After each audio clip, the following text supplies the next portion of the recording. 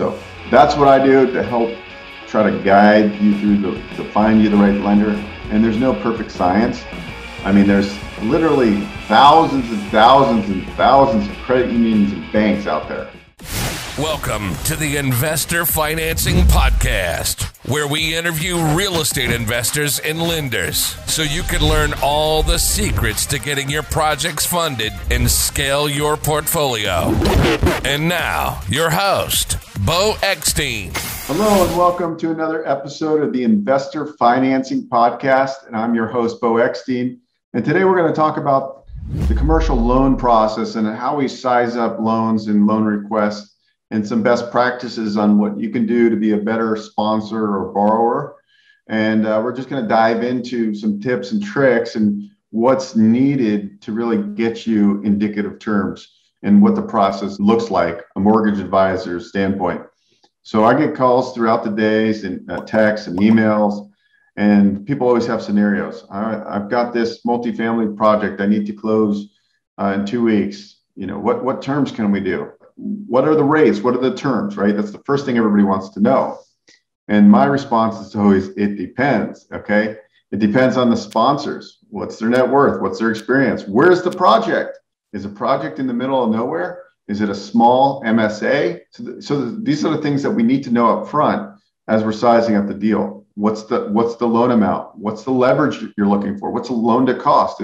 Are you looking to finance some of the repairs or the CapEx? We need to identify all this stuff. So it's really, what's the story of the project? Is it stabilized? Is it unstabilized? What's the story with the sponsors? Have they done similar projects? Is it a value add project where they're going in and creating value by filling some vacancies, by renovating the property? Really depends. We want to see the history. Do you want recourse or non-recourse, right? Everybody doesn't want to sign a personal guarantee.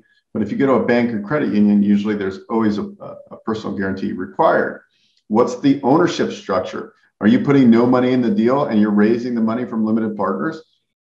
Those are all the important parts, because some banks don't want all the money raised. They're old school. They want the general partner, the buyer, to have skin in the game. So we want to get all these pieces before we give you a rate quote, because it's very difficult. I might get a loan request in a small town in Kentucky, and I have to identify the right bank or credit union or debt fund to make the loan. And then I have to figure out, okay, well, what's the background of the sponsor? Are they newer, or do they have a great track record and a great balance sheet?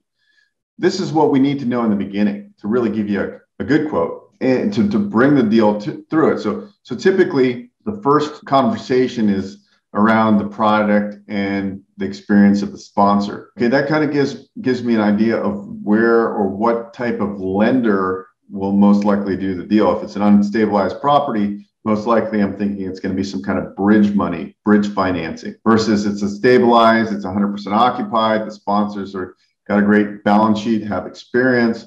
You know, they're usually looking for long-term debt. And then it really comes down to negotiating the terms, prepayment penalty. Do they plan on staying for a long time, or are they trying to get out in a couple of years? So we need to know these kind of things up front.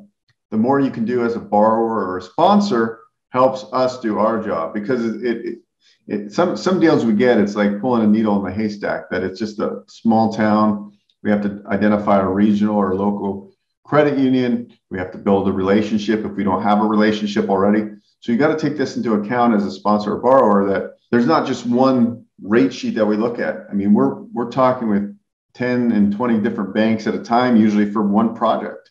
It's not like we just go, okay, this is a perfect project, I'm going to bring it to this bank. Now, occasionally that happens and we get things done quickly, but for more complicated projects, maybe it's a ground up construction project, there's a lot of moving pieces. Doing construction and heavy value add, those loans take a lot more effort and work. And we also look at the sponsors. Have you done a big project like this before? If not, it's okay. It's just we got to lay out the pieces and put the puzzle together and present it in the right light to get the project funded.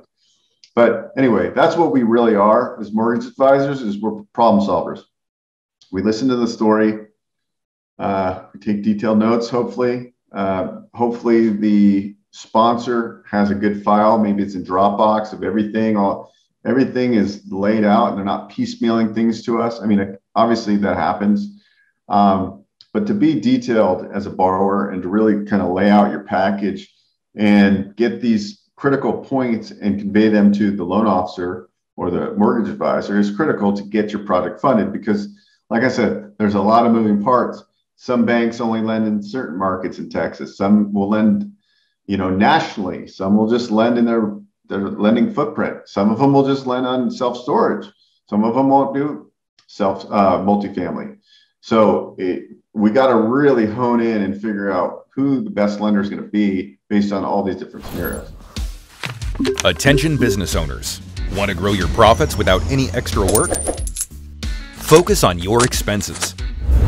Save up to 25% on your business expenses without switching vendors. Our partner platform uses data to manage and reduce expenses through benchmarking. Through our partner's proprietary $6 trillion data lake with expense data for millions of companies covering thousands of categories, we are able to continually find savings for your business.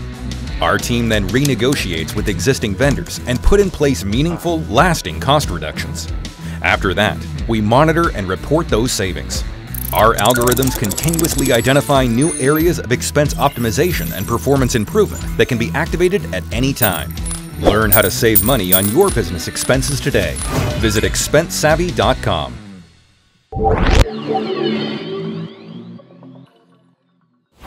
So that's what I do to help try to guide you through to find you the right lender. And there's no perfect science. I mean, there's literally thousands and thousands and thousands of credit unions and banks out there. And it's amazing because I'll stumble across a new credit union partner and they're like, yeah, we're $7 billion or $10 billion credit union, and we can make loans as big as $40 million, right? And never knew about it.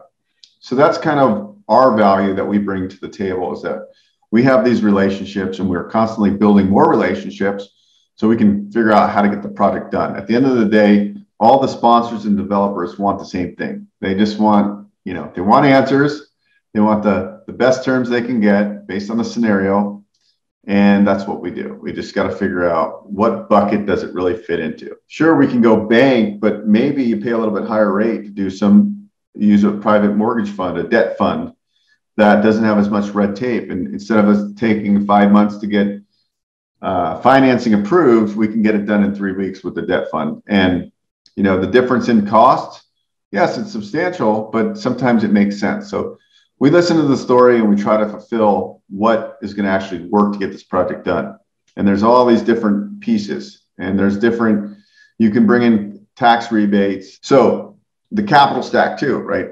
Senior debt. Sometimes there's CPAYS financing in the capital stack. Sometimes there's tax credits. Sometimes there's different government programs layered in the capital stack. So we were able to kind of figure out the capital stack, lay it out, figure out, LP investors. Sometimes there's funds out there that will actually come into projects as limited partners and put up some of the equity. So it just really depends. There's a lot of moving parts. And I guess this episode is really about that. When somebody calls and asks, well, what's the rate and term?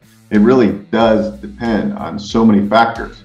So as a borrower or sponsor, the best thing you can do is be prepared and, create a little summary detailing out all these points we just talked about is very helpful. So you can get the terms you want, and you're not frustrated, because believe me, it is a very difficult business to go and try to figure out, in a certain market. Let's say it's not a very large MSA, it's a population of 40,000, maybe it's in a bigger MSA, but it's hard to identify the right bank or credit union. It takes a lot of work. So the more detailed you can be up front, you're going to get your answers a lot quicker. So typically we put the package together, we write up a summary, we take it to our network, we say, hey, is this in your footprint? What do you think about this, general scenario? They're gonna usually say, yeah, it's not a good fit, or yes, we love it, and we'd love to see more of the package. So we're looking to get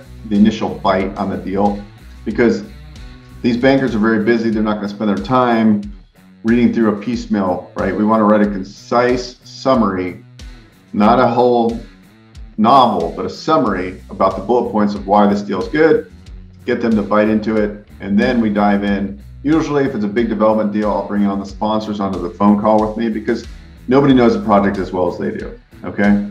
That's typically how it all works.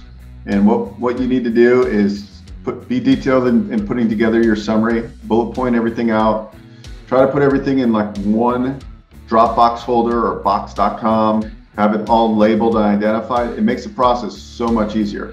Have an updated personal financial statement, have an updated schedule of real estate owned. You should have these on file if you're actively buying and selling real estate. You should have this on file. An updated resume, so everything is there. And when you're ready to shop for financing, you just go into your stored files in a secure location. You can update them as needed, and then you're ready to go with little to no headache. Anyways, thanks for watching this rant on our latest episode on how to get financing the easy way. We'll talk to you soon. Have a great rest of the day. Thank you.